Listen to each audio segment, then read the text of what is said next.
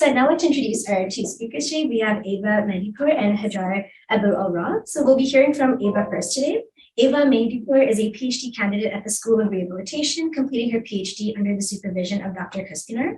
Ava has a BSc in Life Sciences and an MSc in Rehabilitation Science. Her area of research is measurement and aging, and her research project is focused on evaluating the psychometric properties of the gait speed test in community dwelling older adults. So Ava, feel free to begin whenever you're ready. Hi, everyone. Thank you so much for attending my talk today. So I'll be sharing some findings from one of my thesis projects where I examined the psychometric properties of a virtually administered gait speed test in community dwelling older adults.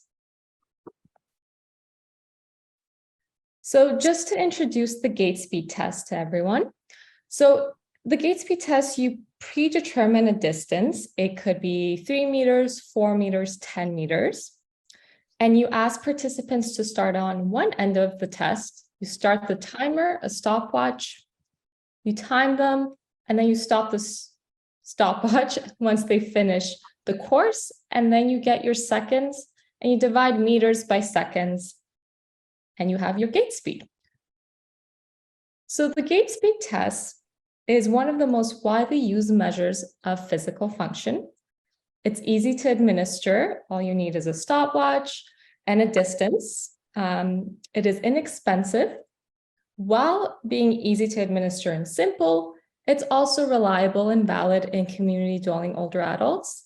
And it's an excellent predictor of mortality, mobility declines, and hospitalizations in older adults. And that's why some professionals term it as the sixth vital sign. So uses of gait speed in practice, either clinical or research-based, it could be used to monitor older adults' functional status. It could be used to assess treatment outcomes and programs. For example, if you're a researcher and you're doing an RCT, you could look at pre and post gait speed scores. And third, it could be used to screen for various health risks because it's an excellent predictor. So for example, hospitalization in community dwelling older adults. Okay, with the emergence of the COVID-19 pandemic, we saw that in-person physical assessments were not always feasible. There was restrictions in place, or not everyone felt comfortable going in person or in public settings. And we know remote assessments are possible with the gait speed test specifically, but the question is, if I were to take the gait speed test and administer it remotely through, let's say, Zoom, will the scores that I'll be getting, will they be reliable and valid scores? So what I mean by reliable scores is under stable conditions, does the gait speed test provide consistent scores? So under stable conditions, are my scores stable? By validity, or something's valid, I ask the question, do scores accurately reflect the construct of interest? And in this case, physical function. So the objective of my study was to evaluate the psychometric properties, specifically the reliability and validity of a virtually administered gait speed test for community dwelling older adults. And I looked at 5 properties. So today I'll be presenting the first 4, which is intra-rater reliability. So reliability over time within one rater. Intra-rater reliability. So how well do scores agree between raters? Convergent validity. So how well does the gait speed test correlate with other measures of physical function? Known groups validity, so groups that are known to be different on the construct of interest, being physical function. Does the gait speed test reflect that? And then also predictive validity, which is whether the gait speed test can predict various health outcomes. And currently, I'm still collecting data for predictive validity, and we'll complete data collection in March 2023. So this is a snapshot of what the assessor would see when administering a virtual gait speed test. So participants would set up the 3-meter gait speed test in their own homes. And we assessed both the usual and fast gait speed. And we selected the 3-meter gait speed test because it was the shortest distance while still being a reliable and valid measure. And it was administered through Zoom. So prior to the test, participants received a toolkit at their door that included a tablet with prepaid internet and a stand. It included an instructions manual giving step-by-step instructions of how they could set up their space, and included pylons and tape and a measuring tape for them to measure out 3 meters. So at the baseline assessment of the gait speed test, we also administered some self-report questionnaires, and 60 older adults participated in the baseline assessment. There was 2 raters assessing gait speed, and the properties that I will present today from the baseline assessment are intra-rater reliability, convergent validity, and known groups validity. So subgroup of that 60 sample underwent a second assessment of gait speed 24 to 72 hours after, and that included 52 individuals. And there was 1 rater present at that assessment, and those findings will support intra-rater reliability. So just some sample characteristics from the pool of 60. So the mean age of the sample was around 76 years. Majority were female and identified as women. There was various ranges in income, but majority fell within the 50 to 100K per year category. There was also various ranges in education, with majority having a post-secondary education. The top 3 comorbidities were visual comorbidities like cataracts or glaucoma, cardiovascular like hypertension or heart attack and history of heart attack, and musculoskeletal like osteoarthritis or osteoporosis. So for reliability, we expected ICCs, which are intra-class correlation coefficients, to be at least 0.7 to determine the test as being reliable. So for both the usual gait speed test and the fast gait speed test, and for both intra-rater reliability, so again, reliability between raters, and intra-rater reliability, reliability over time, all ICCs were above 0.7. So what this means is that the virtual gait speed test provides reliable scores between assessors and over time. And it also means that remote administration did not affect gait speed's reliability. So even though the assessors were in different settings, they were all assessing the gait speed test from their own environment with different internet speeds and technology, they still had a high agreement between their scores. So next we have convergent validity. So we assess convergent validity of the gait speed test with self-report measures of function and disability. We selected 4 measures. The first one was the physical activity scale for the elderly, the PACE. And this measure assesses the frequency and duration of leisure, household, and occupational activities for older adults.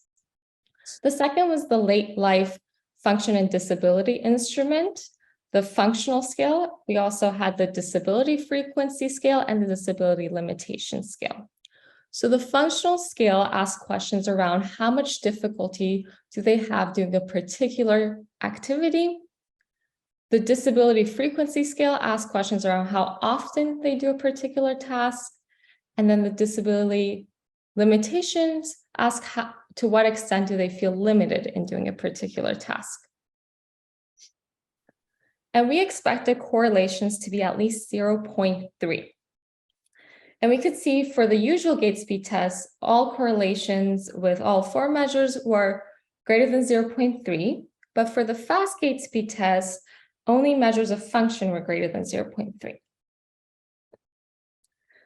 So this provides evidence towards the virtual gait speed tests convergent validity and stating that it's an adequate reflection of the construct of physical function. There was more evidence to support the convergent validity of the usual gait speed test than the fast gait speed test. And then finally, we have known groups validity. So groups that we've identified have previously said to differ in gait speed. So the first one is fall history, which is those who had a fall in the past 12 months versus those who did not. The second group would be fear of falling, so those who worry about falling versus those who do not. And then gait aid use, so those who use gait aids like cane or walkers and those who don't. And the hypotheses that we had around known groups validity was kind of two parts. So one part was we wanted it to be statistically different or statistically significant with a p-value less than 0.05. And the second part was, which is the important part, is the clinical significance. So meaningful change in gait speed is greater than 0.1 meters per second. So we expected that between the two dichotomous groups. And we could see here that the fast gait speed test for fear of falling was the only one that showed evidence for clinical significance. So there was a difference between 0.13 meters per second between those who worried about falling versus those who didn't. And no, none of the results were statistically significant. However, given the evidence currently, the conclusion is that the test does not accurately distinguish between subgroups, but it was a very small sample size, and it needs to be tested with a larger sample size of at least 50 individuals per group. So we had 60 overall with around 20 to 30 per each group.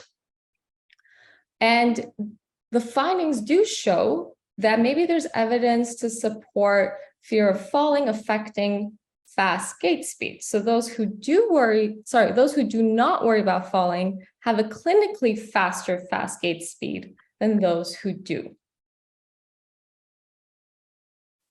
So current evidence shows support towards the reliability and validity of a virtually administered gait speed test. However, further research is needed. And the next steps of my project would be to look at predictive validity. So currently we're performing phone calls every 3 months for a year. And we look at outcomes like falls, healthcare utilization, and hospital admission. And we also have some data around feasibility parameters and acceptability, which I will have to take the time to analyze. So implications of a virtual gait speed test is if we find that the virtual gait speed test is a reliable and valid measure, then we could widen the use of this important screening tool and make it accessible to a wide group of community dwelling older adults and improve older adults' accessibility to healthcare services. So although this project was brought about because of COVID-19, there's many individuals who live in remote communities who might have difficulty accessing in-person care, or they have mobility limitations, and that's the group that we really need to perform these performance-based measures and these assessments on, and to track their mobility. So we'll be able to reach those individuals. And finally, with the help of a virtual gait speed test, we'll be able to modernize physiotherapy-based assessments and modernize the field in the sense of technology, given the rapid advancements. Okay. And finally, I would just like to thank the InitiateX team. So in addition to the gait speed test, we did also look at other performance-based measures, and with the help of many individuals, and that included Dr. Aisha Kuspanar, Dr. Marla Beauchamp, Stephanie Saunders, Dr. Julie Reed, Cassandra Demore, Tara Noble, and all of our research coordinators, volunteers, and participants. Thank you.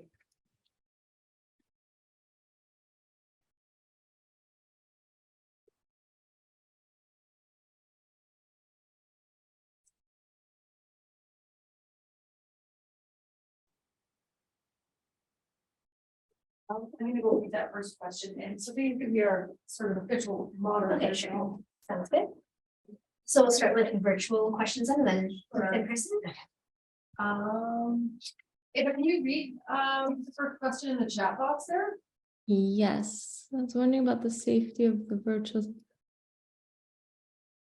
Yes, that's a great question.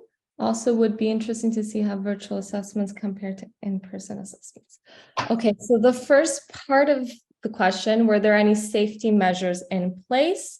We did take a couple of measures. So first, we made sure to have the contact information of their emergency contact, but not only just their emergency contact in general, but someone that was close by and that could come to their home if anything were to happen. And we had also a plan in place that if there was a fall, there was a serious fall, what measures would be taken and how we would approach it. For example, we would call their emergency contact first, reach out to emergency services if that were to take place.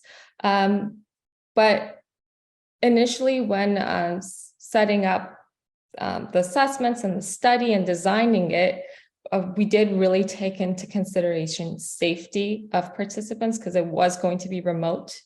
So we asked questions about how they feel about their balance, if they had any recent falls, if they take any medication that causes dizziness. So we had a lot of those questions in place, which I would like to acknowledge that did limit our group, or it was a very specific sample, but still it was more of an exploratory analysis on the gait speed test.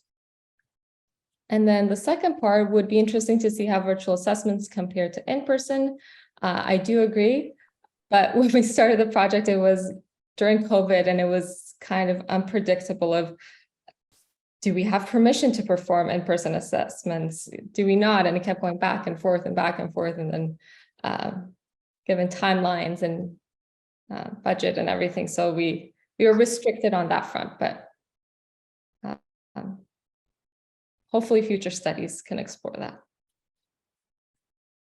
Great, thanks, Ava. Are there any other virtual questions? I'm not sure if anyone's raising their hand to see that. No? Okay. So we could move to questions for anyone in this room. So does anyone here have any questions for Ava? I do. Ava, did you look at whether their speed changed from their first time that you tested them to the second time? Sorry, whether their gait speed changed between the first time you tested them and the second time? You did some retest, right? Yes, so that was the intra-rater reliability assessment that we did, which is the first time versus the second time assessment within the same rater. And we did find, I will give you the correlations here. So we did ICCs of 0.79 for the usual gait speed test and 0.82 for the fast gait speed test. And that gives us information about agreeability of scores over time. I hope that answered you. Was that your question? So I don't think I understand what you're rating. Are you rating their speed or? It's the same. Yeah, so it's the gait speed test that we recorded over time. I don't think I understand, but it's okay. We can go on. Is there any way I could clarify maybe? So were you actually measuring how fast they were going, or you were measuring how good you were at starting and stopping the stopwatch? Like, I don't understand what you're rating. Are you rating? The gait speed test is a measure of meters per seconds. So you would time the participant completing the course, have your seconds, divide meters by seconds, and that is the gait speed test. So it's their speed, it's how fast participants are completing that course. So what are you comparing between raters? Like if they are starting and stopping the stopwatch at the same time? No, we're comparing the gait speed score. So the meters per seconds.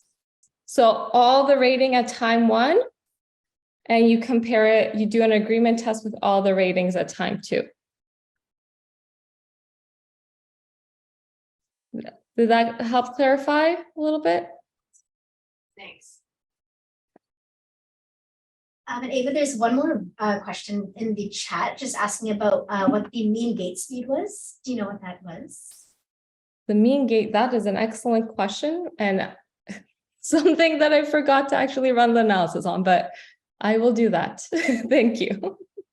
And there's another question just asking if there were any measures to standardize the test between the raters.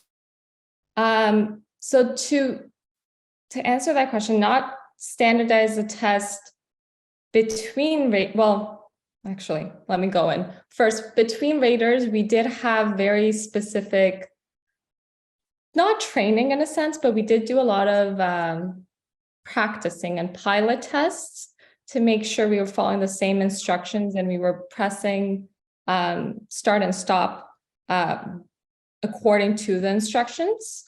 So that was the measure in place between raters, but then also over time, we asked participants at the second rating how they feel about their overall general health, and those that said that they feel about the same or a little bit worse, a little bit better, those are the individuals we performed the intra-rater reliability on, which was all the individuals who underwent the second analysis. Awesome, thanks, Ava. Are there any other questions from anyone? I have one real quick. What are the normal reliability numbers? Like if you're doing these assessments in person, like are you getting like ICCs of like 0.9 for all of these, or like what are like the normal reliability for in person? That's a great question. So right now I'm actually doing a systematic review of the gait speed test for the standard protocol, so without the virtual component. And what I'm seeing is very similar findings. Again, that range of 0.7 to 0.9 with the gait speed test for in-person. Yeah, because that's an interesting thing to compare to, I think, just because like if you have like, if it's like comparable reliability, then you're not like really like losing all that much going between one versus the other. And exactly. I also agree with the previous comment about if you could essentially like measure like in person with the same people and like then do virtual with them and like see if you're getting essentially the same numbers as well. I think that'd be an interesting study. Yeah, that would have been a great analysis to do, because then you would get a concurrent validity, which is another psychometric test, but maybe sometime in the near future. Any other questions? Okay, well, I think since there aren't any other questions, thank you so much, Ava, for that really great talk. So I guess we can move on to our next speaker.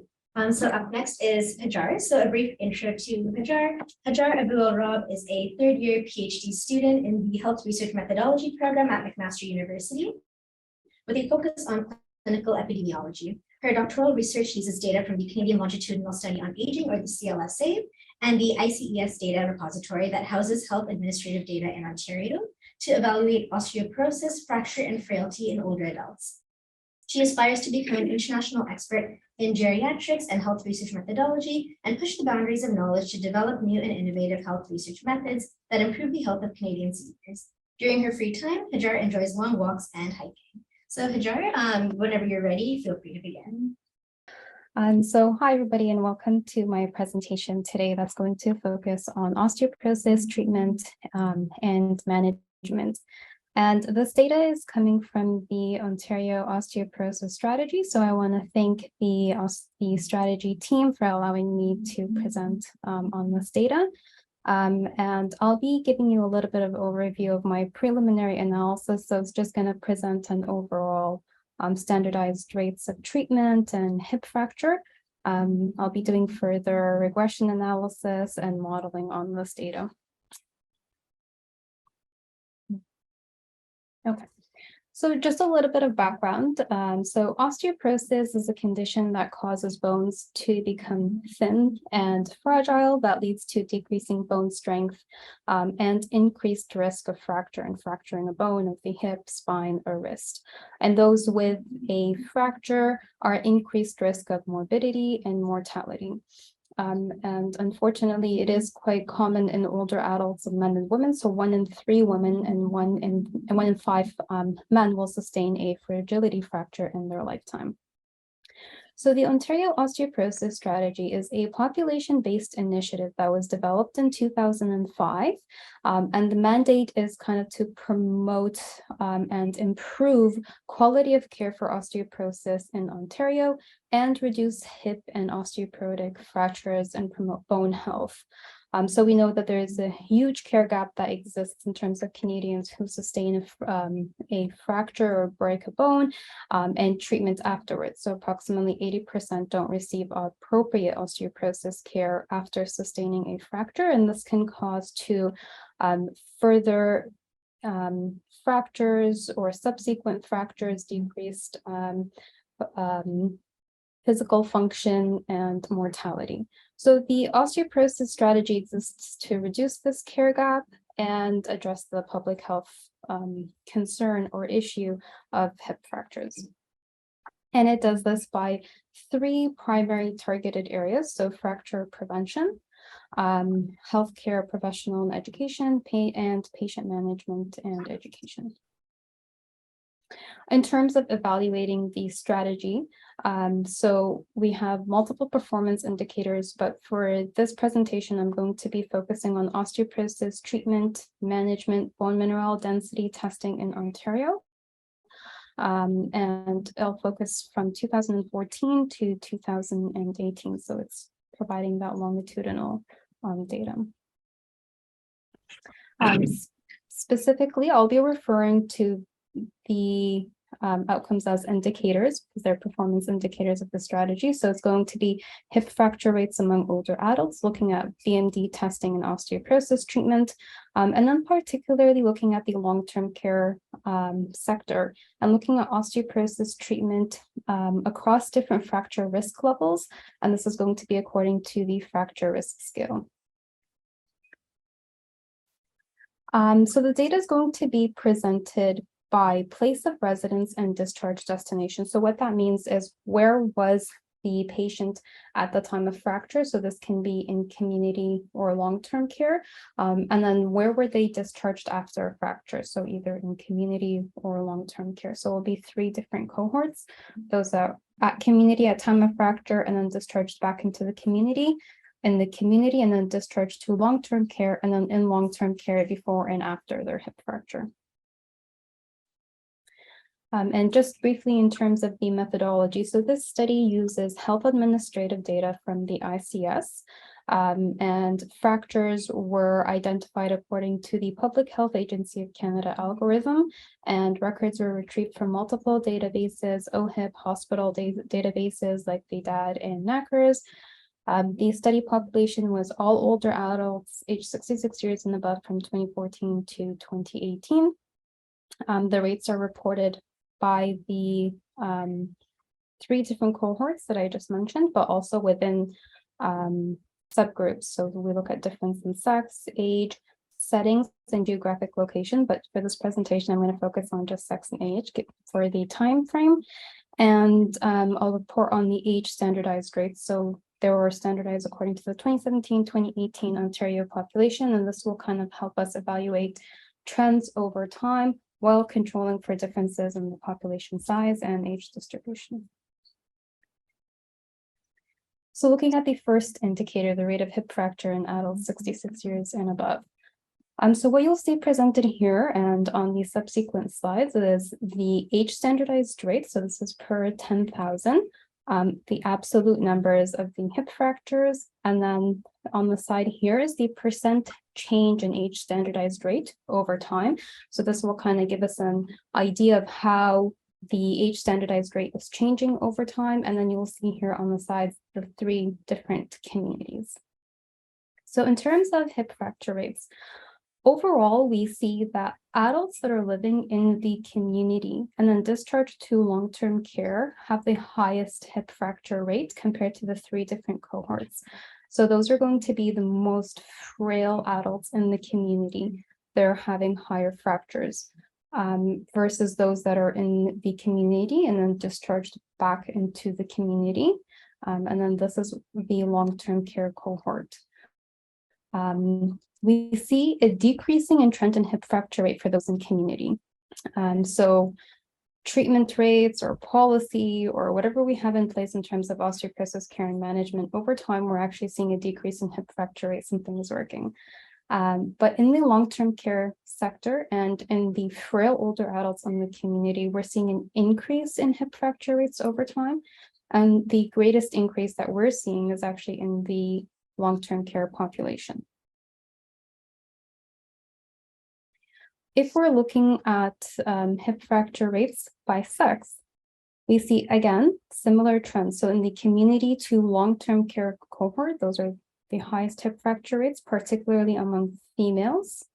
And the lowest hip fracture rate that we see is among males living in the community. Similar trends, so decrease in hip fracture rates within the subgroup of sex and community, increase in fracture rates within the subgroup of sex for the long-term care and the community to long-term care cohort. Again, those in the long-term care for males and females have the highest hip fracture rate, and the greatest is seen among males living in the long-term care. So by age group, this is divided into those 66 to 79 years of age and then 80 plus. Those in the older age group of 80 plus in the community at the time of fracture and then discharge to long-term care have the highest hip fracture rate. And then the younger age group, 66 to 79, living in the community have the lowest hip fracture rate. And then we see the greatest increase within the age group is surprisingly the younger cohort of 66 to 79 in the long-term care. So we're seeing this increasing trend in fracture rate within this population. So the next indicator is going to look at hip fracture patients who don't receive a BMD testing or osteoporosis treatment within 6 months of fracture.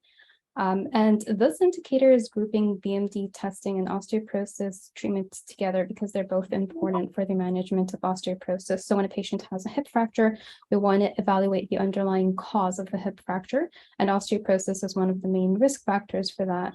And the BMD testing is going to help diagnose osteoporosis and assess the fracture risk. And then osteoporosis treatment is going to help prevent subsequent fractures and slow down the bone loss for a patient. So they're combined together as a performance indicator for the strategy.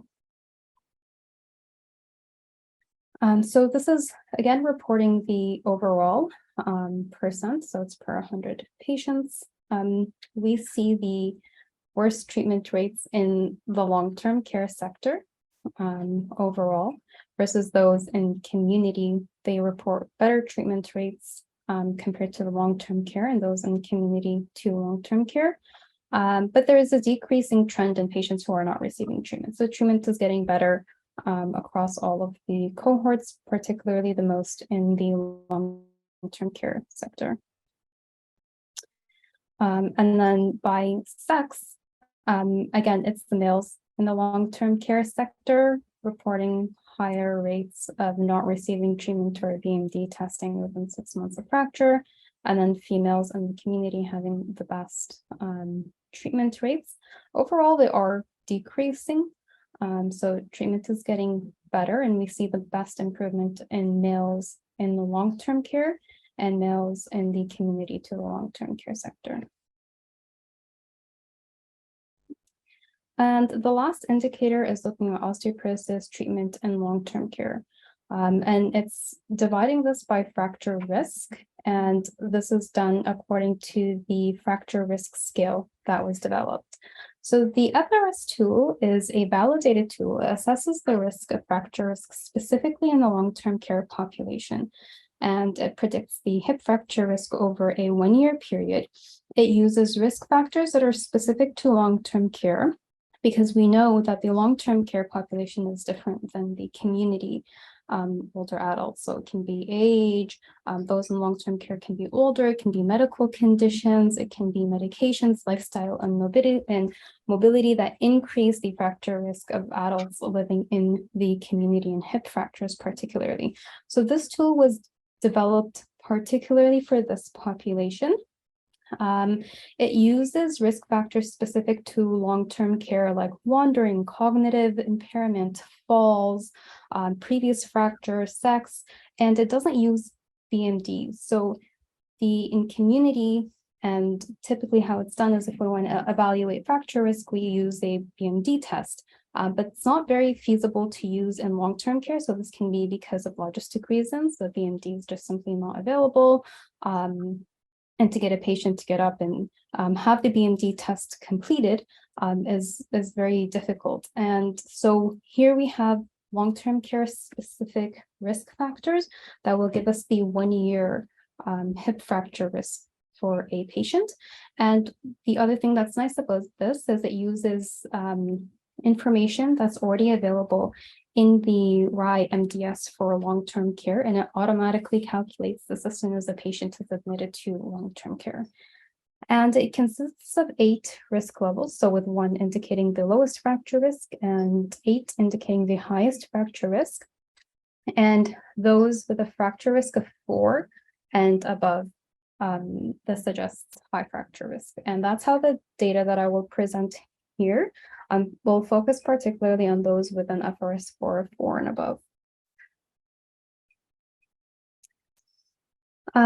So overall, osteoporosis treatment in long-term care is increasing across the different fracture risk levels. So those with low fracture risk to those of a high fracture risk of FRS score 4 and above, and particularly those with an FRS score 4 and above, we're seeing better treatment rates. Except for the subgroup of an FRS score of 3 and above over time, there's a decrease in fracture risk. And we see the greatest increase is in the highest, particularly in that last year that's really driving that increase in osteoporosis treatment. Focusing on those with a high fracture risk by sex, so females in long-term care are treated more. This is consistent over time compared to males. And looking among the difference in subgroups, the older adults of 80 and above are treated more. So 80 and above, but also at high fracture risk, have higher treatment rates than the younger age group. So in conclusion, we're seeing that hip fracture rates vary in those in community and long-term care. And we're seeing that decrease in hip fracture rate in community, but an increase in hip fracture rate in the long-term care and then the frail adults and community who are being discharged to long-term care. Osteoporosis treatment or BMD testing overall is improving over time. And in long-term care, we're seeing that males are treated less than females and treatment rate will vary according to sex and age group. Sorry, this says setting and facility size. So thank you for listening to my presentation. I'm happy to take on any questions. All right, thank you so much, Hajar, for that great presentation as well. So we can maybe start with the virtual questions. Great. Shammy says, why 66-year-olds specifically? Sorry, what was the question? The first question. Oh, okay. Why 66 specifically, not 65? Sorry, did I have 66 in my presentation? It's 65 years and older. 66, it does. I'm sorry, that's a typo on my end. It's 65 years and above. Answer that. Yeah, I don't think there are additional chat questions. Yeah, Audrey, do you have a question? I'm sorry if I just missed this. I was copying a couple of your figures down. So thanks for that. That was really data rich. I love it. The first figure you showed was a sort of simplified the groups that are like, you know, their fracture risk upon or following discharge. And the interesting trend seemed to be that people going from community to long-term care were the greatest risk for fracture. I'm wondering about why that's changing over time. And as the overall risk for hip fracture increasing for all groups, 14 until now? So are you asking about the overall hip fracture rate for the community to long-term care population? I'm actually asking about the total like population risk, or if you took that entire group and aggregated them, like is the increase over time for all people because the population's getting older, or people have been taking good care of their bones or whatever, like is it increasing in general? I don't have data that's not like overall for all older adults 65 years and above. The data is aggregated by cohort. So that is not increasing for those in community. So those in community, we're actually seeing a decrease in hip fracture rate. But it's only those that are the most frail within the community that are being discharged to long-term care after a fracture, and then those in fracture that we're seeing an increase in hip fracture rate, but surprisingly not in community. The reason I asked, I just wondered, because that second line, the middle line where you show people in long-term care being discharged to long-term care, that was also increasing. It just wasn't the highest risk level, right? And I wonder if that's, is it possible just because people are not getting into long-term care who should be, and so if they're in community, something happens and then they're like, we can't let this person go home, right? Like that is that possibly driving the pattern, or is there just an epidemic of osteoporosis and hip fracture that is creeping up on us? That was the reason for my first question. Like, is it situational and social that is driving this risk, or is it a reflection of overall increasing hip fracture, just identifying who is driving that? Yeah, no, that's a great question. Unfortunately, the data is kind of limited to either if it's a long-term care, then it's limited to like long-term care, like facility size and limb locations. And if it's like patient-related characteristics, it's limited to like age, sex within groups. So I don't have that much data in terms of like further exploring reasons for this. That's kind of limited in terms of like the modeling and predictions. Thank you. Anyways, there's a lot of really interesting ways of framing that data set. So thanks for that. Any other questions, Kristen? I did have a question as well, Hajar. So I was wondering about if, I guess it kind of relates to Audrey's question about any other factors that may contribute. But do you think maybe further investigating the changes in individuals' mobility, so maybe someone who lives in the community then going to long-term care, they would have possibly restricted mobility or less mobility compared to their more independent lifestyles before it. Do you have any data, or have you come across any factors related to that may help explain the results? Yeah, no, those are like great questions, and I would have loved to do further analysis, but when the data request was initially submitted, that information wasn't included. That's more like patient specific. So looking at risk factors, mobility, other risk factors related to the patient, that's very limited. So even like medications that they're on, lifestyle, that's not included. We're hoping to see if we can get that data, but right now it's just kind of a preliminary analysis.